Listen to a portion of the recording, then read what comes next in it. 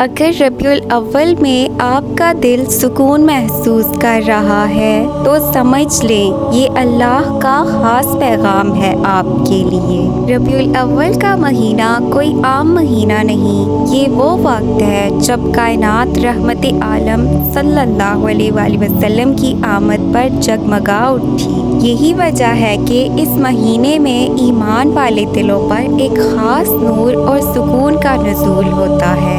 آپ نے محسوس کیا ہوگا کہ دل کی گھبراہٹ کم ہو جاتی ہے، نماز پڑھنے کا دل چاہتا ہے، ذکر کرنے کو جی مچلتا ہے۔ یہ سب کچھ یوں ہی نہیں ہو رہا بلکہ یہ اللہ کی طرف سے ایک اشارہ ہے۔ یہ سکون دراصل اللہ کا عطا کردہ تحفہ ہے۔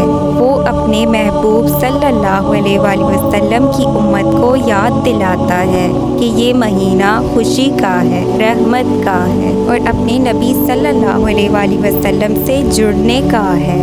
جب دل کو سکون ملتا ہے تو یہ اس بات کا ثبوت ہے کہ اللہ کی رحمت آپ پر متوجہ ہے۔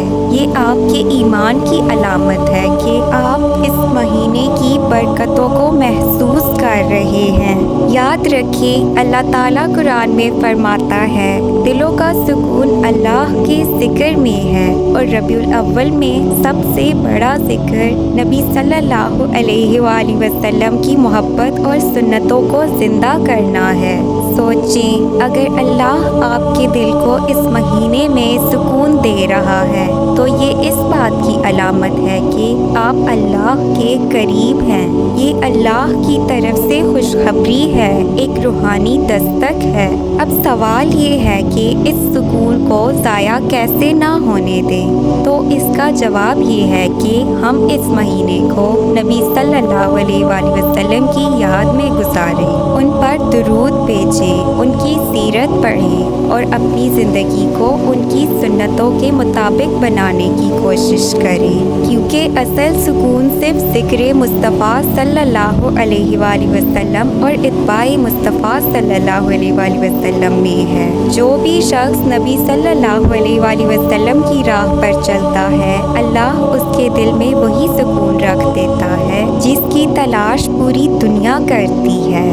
لہٰذا اگر ربیع الاول میں آپ کو دل کا سکون نصیب ہو رہا ہے تو اس کو معمولی نہ سمجھیں۔ یہ اللہ کی طرف سے ایک خاص پیغام ہے کہ آپ کو حضور صلی اللہ علیہ وآلہ وسلم کی محبت میں مزید آگے بڑھنا ہے۔